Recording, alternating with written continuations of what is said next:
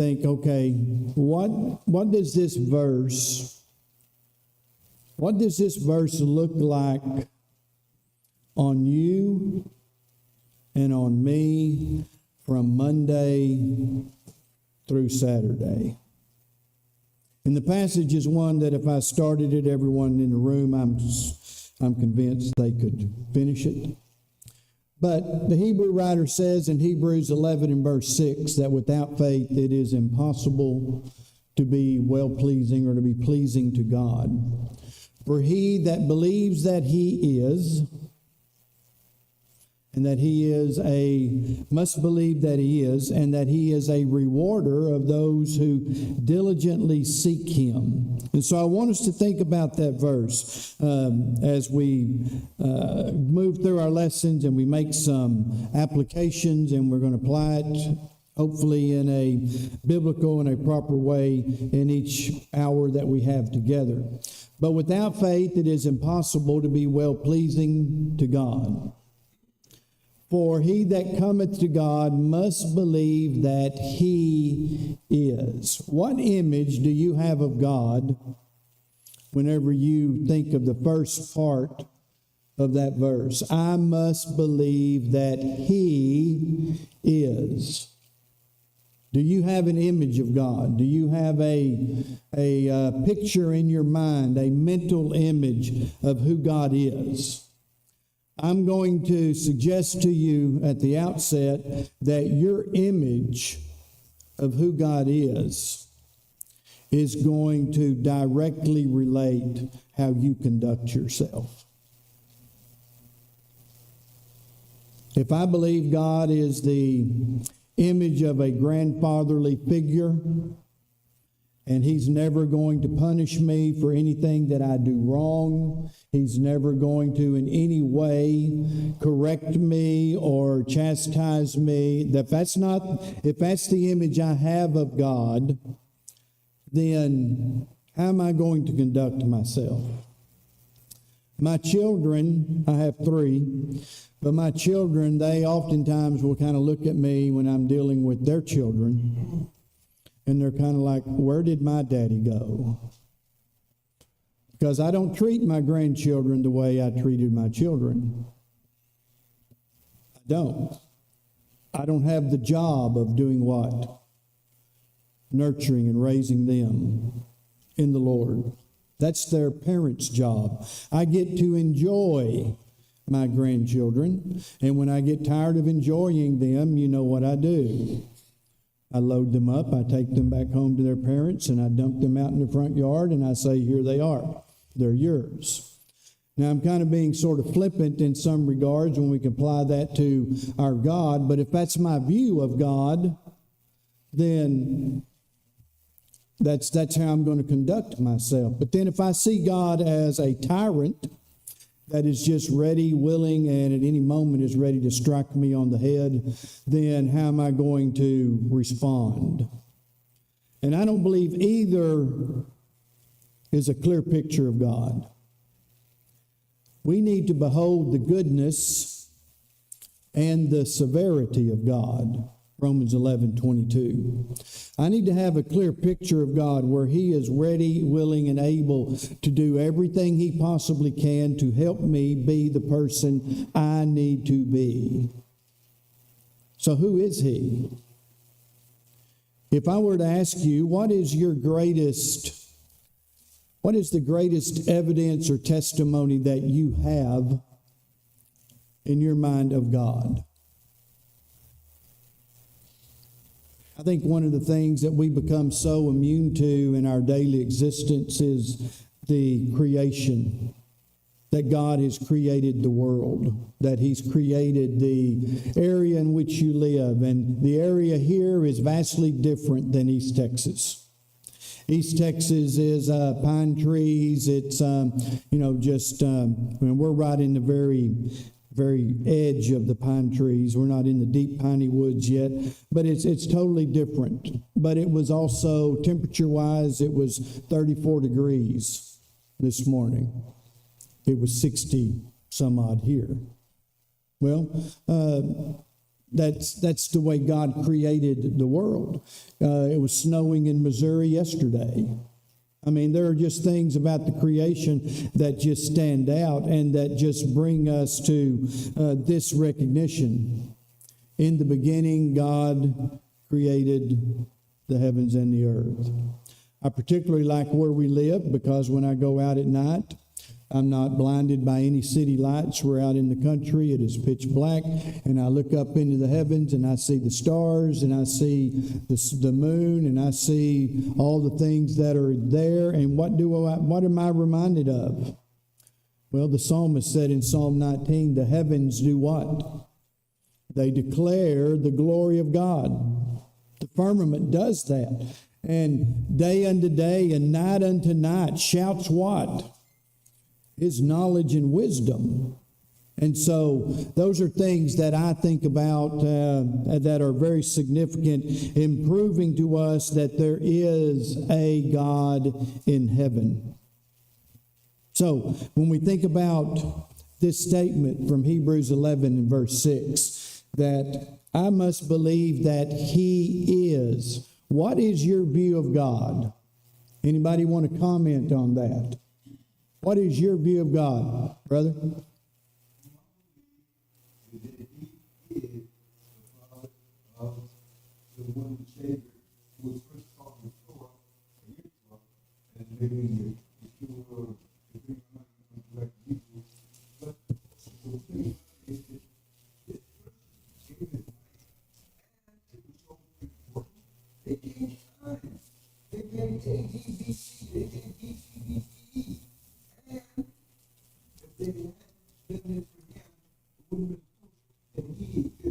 That is true. And so those are things that are just common occurrences. We think about the BC AD reference. We think about the fact that the power of God, and a matter of fact, as Romans would tell us, Jesus was proven to be the Son of God by the resurrection, Romans 1:4. And so there's just so many evidences that are out there to show us who God is and to remind us of who God is. Anybody else have a comment on your view of who God is?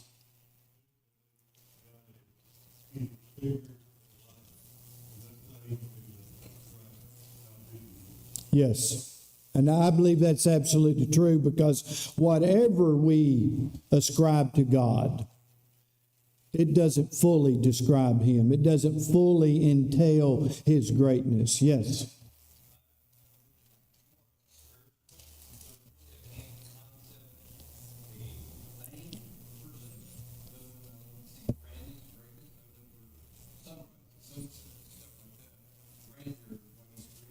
Right. And that is all proof and it's all evidence, because what is if there is design, there must be a designer. And so God is the great designer. And so this morning, as we just sort of get our minds working as to where we want to go, I want you to think about a few thoughts with me as we're going to look at God. Because when I think of the Hebrew writer, as he says, without faith it is impossible to be well-pleasing to God. For he that cometh to God must believe that He is. I want you to consider this, and we could go through so many things, evidences for God and all the proofs that are given.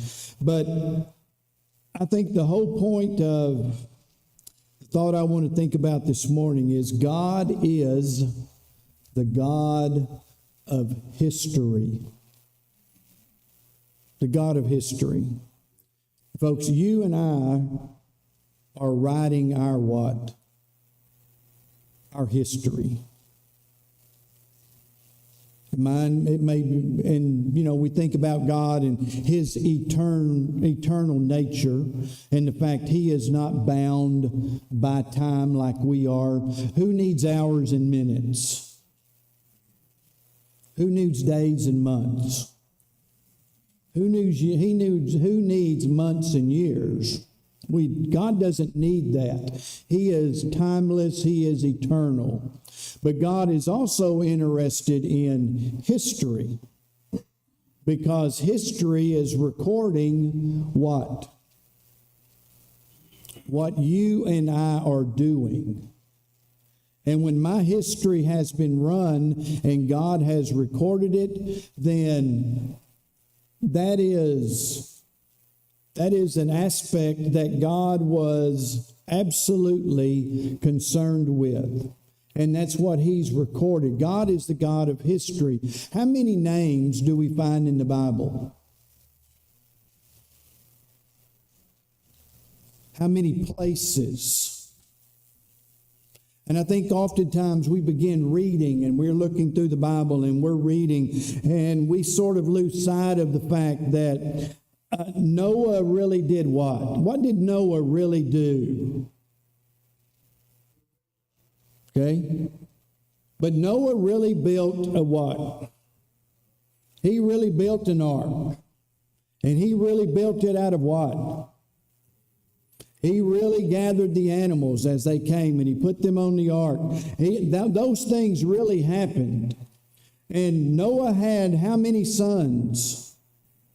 And they all got on that ark and their wives. And Noah had a wife. And so when we read about the account of Noah, which begins for us in Genesis chapter 6, Noah was a real person who lived a real amount of time. He did real events. And he was one that God, in Genesis 9 verse 1, as they exited the ark, He told Noah and He told his family, now you begin to do what? Be fruitful and multiply. Because we now have to start again.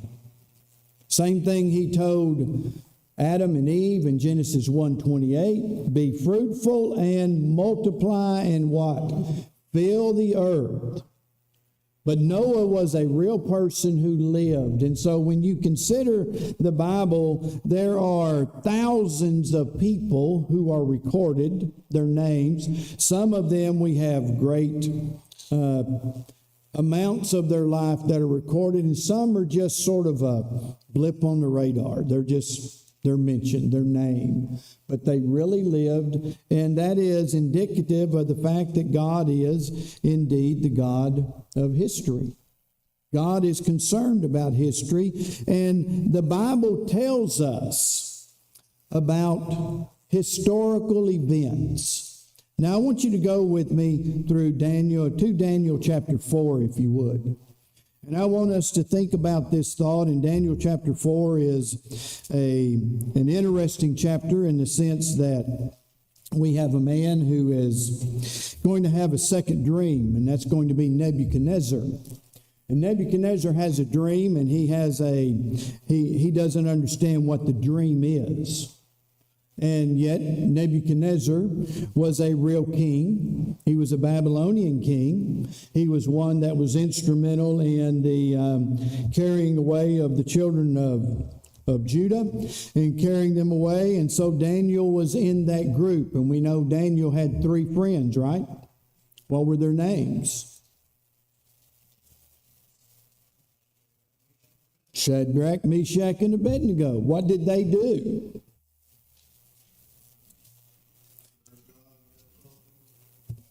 They refused to bow down to Nebuchadnezzar and the idol. They refused to do that. And so now these things actually occurred in the lives of these 3 men and in the life of Daniel. These things occurred. Now Daniel is going to get an audience with Nebuchadnezzar, and in Daniel chapter 4, he's going to interpret Nebuchadnezzar's dream. Nebuchadnezzar is confused. Now we know the great dream of Daniel chapter 2 with the pronouncement that Daniel makes where God's going to establish a kingdom in the days of these kings that will never be destroyed. And we know Daniel 2 that he's looking at the Roman Empire and he's looking at the establishment of the church. So now in Daniel chapter 4, Nebuchadnezzar has a second dream. What's Nebuchadnezzar get to do in this dream? What's going to be the fulfillment of that dream? He's going to go out and he's going to chew grass like an ox. That's what he did. Folks, Nebuchadnezzar really did that. That's not myth. That's not something that is just in the Bible for us to have an interest or to strike our fancy. No, Nebuchadnezzar was the king of the then known world. And God tells him, you're going to go out and you are going to chew grass like a cow. What was the point of doing that to Nebuchadnezzar? That's it. Daniel 4:25, God rules in the kingdoms of men. Nebuchadnezzar was taking all of this glory upon himself. Let's notice this just very briefly. Look at Daniel 4:19. Then Daniel, whose name was Belteshazzar, was astonished for a time, and his thoughts troubled him. So the king spoke and said, Belteshazzar, do not let the dream or its interpretation, do not let it trouble you. So apparently Belteshazzar, Daniel, he was having some difficulty wanting to relate this to the king. Well, understandably, you might not want to give the king of the world bad news. So now look at verses 24 and following. And Daniel now says, this is the interpretation, O king, and this is the decree of the Most High, which has come upon my lord the king. They shall drive you from men. Your dwelling shall be with the beasts of the field. They shall make you eat grass like oxen. They shall wet you with the dew of heaven, and 7 times shall pass over you, till you know that the Most High rules in the kingdom of men and gives it to whomever he chooses. Now, how many times have you heard Daniel 4:25 quoted? God rules in the kingdoms of men. Well, I hope from now on, every time you hear that, you'll think about in an image of a king, whatever you want to see him, and he's out in a field of grass doing what? Eating it like a cow. Because that's the context from where this comes. So now he says in verse 26, and inasmuch as they gave the command to leave the stump and the roots of the tree, your kingdom shall be assured to you after you come to know that heaven rules. So heaven rules. God rules in the kingdoms of men. So the point is, the stump has been left, and he's promising Nebuchadnezzar that you're going to go out and for a period of time, you're going to eat grass like a cow, but you're going to be restored where? Back to your kingdom. Now, notice in verse number 28 and 29, it says, now, and all this came upon Nebuchadnezzar. And at the end of 12 months, he was walking about the royal palace of Babylon. And the king spoke, saying, is not this great Babylon that I have built for my royal dwelling by the mighty power and for the honor of my majesty? While the word was still in the king's mouth, the voice fell from heaven, King Nebuchadnezzar, to you it is spoken, the kingdom has departed from you, and they're going to drive you out, and you're going to eat grass like a cow. 7 times shall pass over you. We don't know exactly how long that period is. 7 represents what? Complete. So after a completed period of time, now you're going to come back and you're going to realize now in verse 32 that God gives kingdoms to whomever he chooses. Now, Nebuchadnezzar was taking much of this upon himself and taking his an improper glory and attitude toward his kingdom. And then in verse 33, notice this continued imagery. That very hour the word was fulfilled concerning Nebuchadnezzar, and he was driven from men. He ate grass like oxen. His body was wet with dew of heaven, till his hair had grown like eagle's feathers and his nails like bird's claws. Now, I'd like to have somebody artistically draw that image. A human being eating grass like a cow, but he had hair that is like eagle's feathers, and his nails were like bird's claws. That'd be quite an image to behold. And then yet, what do we find? Verse 34 through 36, the promise that at the end of this time, that I'm going to give you back your kingdom. I'm going to restore you to your kingdom. And at that time now, you're going to acknowledge what? God rules in the kingdoms of men. Now, did Nebuchadnezzar become a believer in God? Debatable. But he had this recognition. The position that I have now, my place, I must attribute it and recognize who placed me here. God did. Now, that is one event that highlights for us the fact that God is interested in the lives of people. And He establishes men in positions of authority and puts them in kingdoms, and He raises them up and He takes them down as He wishes. But God is interested in history, and I must see that God is the God of history. So do anybody have any thoughts on this idea of God being the God who is interested in history? And I must believe that He is, because if this is a part of God's being and His nature, then think about the implication for you and me. How many years are you going to live? Anybody know? We don't. We don't. We know, basically, we're going to get 70 years and 10, 70 years, and by reason of great strength and effort, we might attain to 80 years. Now, that's a general rule, and yet we also know that there have been folks that have lived beyond the 80, and some have never even made the 60. The reality is we don't know when our historical time is going to be over, my history. And God is concerned about that history. He's concerned about Carl McCann's history. He's concerned about what you're doing, because He knows at some point in time your race is going to be what? Run. It's over. So God's a God of history. And we see that in Nebuchadnezzar and a host of others. Brother? Yes.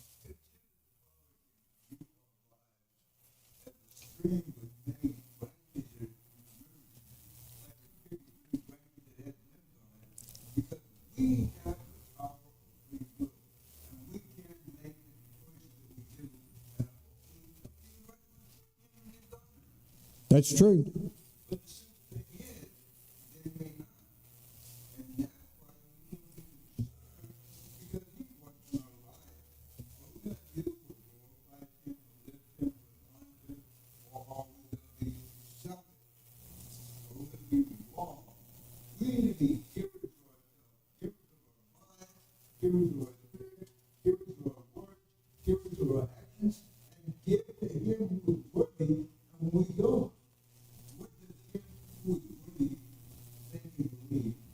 That's true. And I think that goes back to the initial question that I asked. What is your view of God?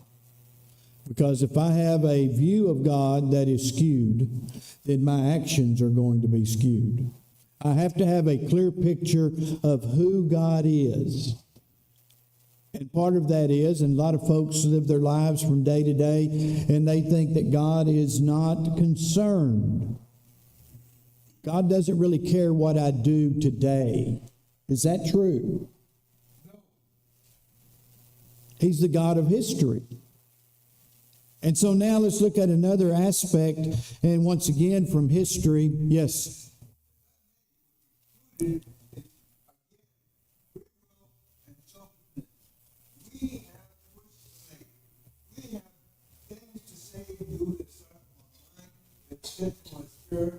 And when they manifest our character, destiny, that is not necessarily the will of our Father.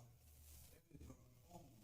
And the person is blamed for what happened, for everything negative, that we have to take responsibility. Oh, yes, I agree 100%. Yes, we do have free will, and we have to exercise and make proper choices, and knowing that God is in charge, as we see from Daniel 4, knowing that, what does that encourage me to do?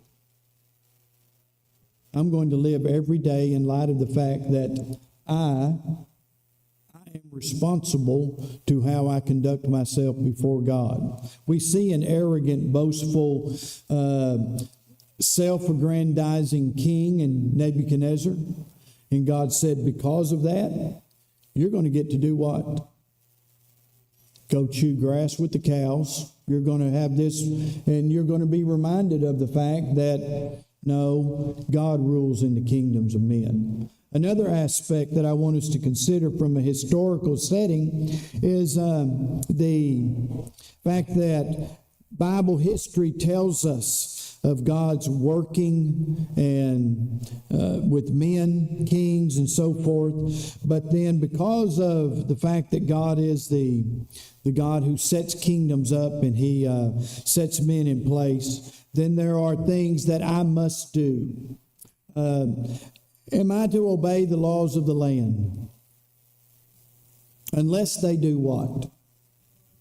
Unless they cause me to violate the will of God. But Romans 13, 1 through 7 clearly tells us that you're to obey the laws of the land. You're to obey those who have the rule over you in the world in which we live. And matter of fact, if you go to 1 Timothy 2, 1 and 2, and you read that fact, then I'm to be praying for those who are in those positions of leadership. Why? Folks, no, I don't know of anyone in this room that would say, I agree with every decision that the state makes concerning political things, or that the government makes as a whole in the United States. We don't agree with everything, but if that's not forcing me to violate God's will, and, I'll just give you a case in point. There was a brother in Christ that years and years and years ago, he absolutely refused to wear a seatbelt. Just flat out refused to do it. He said, I'm not. And he would not wear a seatbelt. I don't know how many tickets he paid, but he was not wearing a seatbelt. Well, is a seatbelt, is that a law? We love it, don't we? We love the seatbelt law. There's some benefits to it. I think all the evidence has proven that. But folks, the reality is whether I love it or hate it, wearing a seatbelt does not cause me to do what? Sin against God. So I can put my seatbelt on and I can go down the road and yes, I don't have to be in panic mode when I see the police cars trying to get it on before they see me. But this brother, he simply refused to wear a seatbelt. Well, what was he in violation of? God's law and man's law. Because God told him to do what? Obey the laws of the land unless they cause you to sin against me. So, when we think about our free choice, but also there's responsibility because God is the God of history and He has put certain things in place. And so we are to be mindful of obeying those laws, praying for those men that are in those positions, the men and women in those positions, and be praying for them because this is all a part of God's what? We get so myopic. We see what's right here where.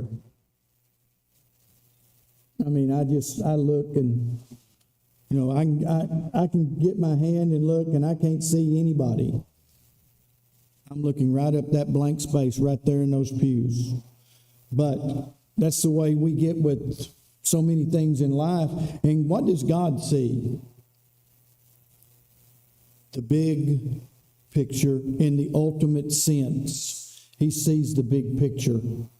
And He knew, and He is the God of history, and He knows what's going to take place long before it ever happens. But another example of this from a historical setting is Cyrus.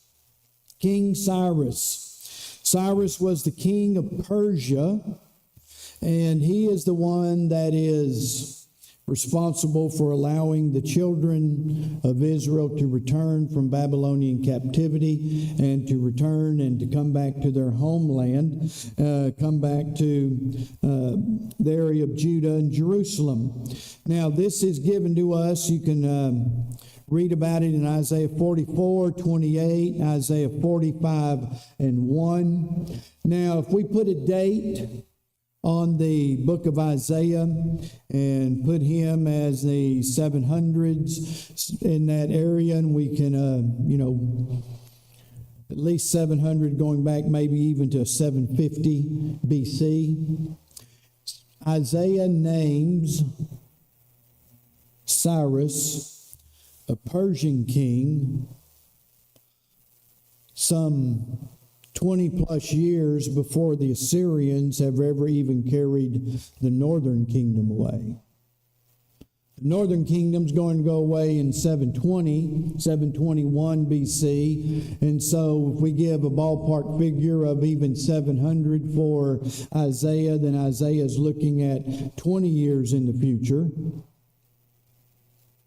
looking at the Assyrians, and then going even further down than that, he's going to be looking into the 500s as he announces Cyrus is going to be allowing the children to come back out of Babylonian captivity.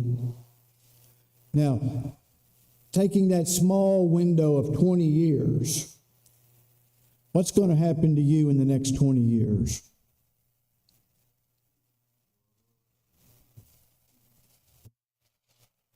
Simple words. The Lord knows. Folks, I don't know what's going to happen in the next 20 minutes. Do you? We plan for what? The day. But the reality is, I don't know what's going to happen in the next 20 minutes. Folks, let's narrow that on down. Do you know what's going to happen in the next 2 minutes?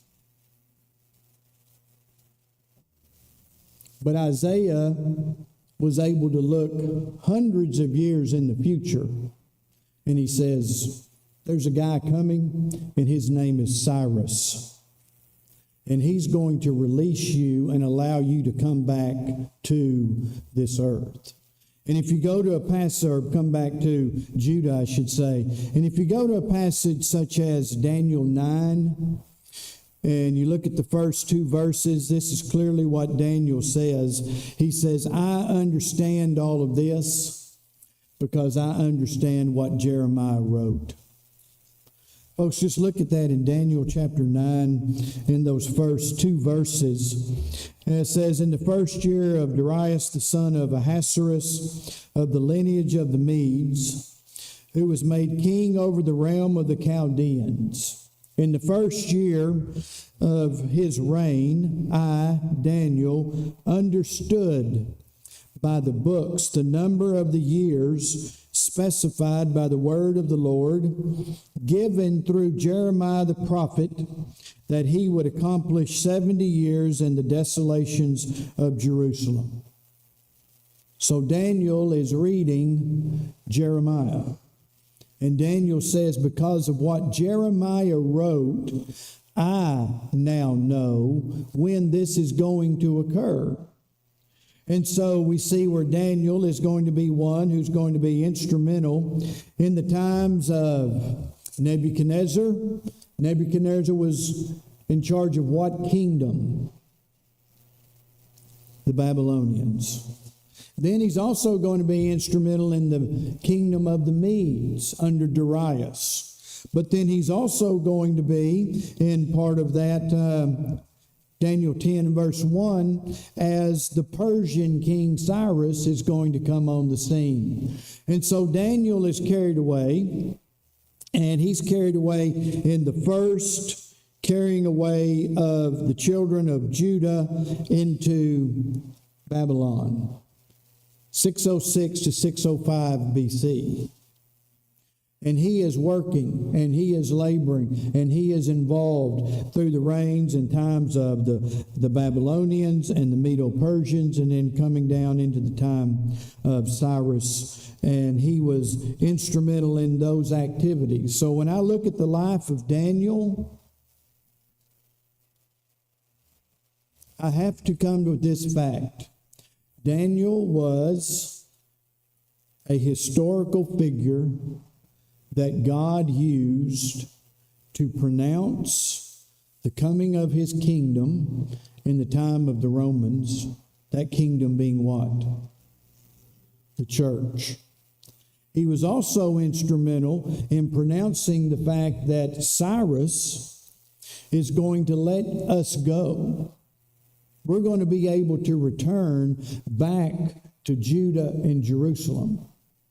Now, he set them free. He gave them that freedom to return, but they were not forced to return. So when I look at Bible history, and I have to consider it in light of me, and folks, as we've already stated, we cannot tell with absolute certainty what's going to happen in the next 15 seconds. Much less 15 years, much less 150 years. We can't, with any certainty, predict any of that. And yet when we look at the Bible and we look at a character such as a Daniel, Daniel gives us proof that God works and God is interested in the history of the world. Now, if you can't tell, I like history. I think history is important. And I think really history is important when we divide the word. Because history is merely what? His story. That's what history is. Everything else, we are just the participants in this historical aspect, but we're really living his story. His story. And so I want us to continue to think about that, because when I think about history, Bible history particularly, it really encourages me. And so Bible history tells me what a Nebuchadnezzar is going to experience. Bible history amazes me when I think about the simplicity with which the Bible addresses literally hundreds and hundreds of years as if he's talking about something that's going to happen in the next 15 seconds. It's that simple. Because God's sitting back here before the foundation of the world, but he's also able to see what? The end. And everything is being played out. And God's not just wound us up and then abandoned us and letting us go. No, God is concerned with all the things that are taking place on this earth. And I want to just, as we think about winding this up this morning, and I don't know, we got, how much time do we have? 1 minute. Very good. Thank you. So let's do this quickly. All right, so Bible history, it encourages me, because when I read of the account of the captivity of the Jews in Judah, then I see where God is going to fulfill his promises. He had told the nation, and we'll just end on this, because he has told the people, you do this, you do this, and you do this. And whatever those laws and rules were, you do this and I'll bless you. You abandon me, you reject me, you turn away from me, and this is what's going to happen. Did it happen? How did it happen? Just as God said it would. Because God is the God of history, and he is the God of perfection, and he knows the beginning from the end. And we got done just in time. All right, thank you all so much, and hopefully as we continue on, this idea of my view of God will be reinforced as we go through. Thank you so much.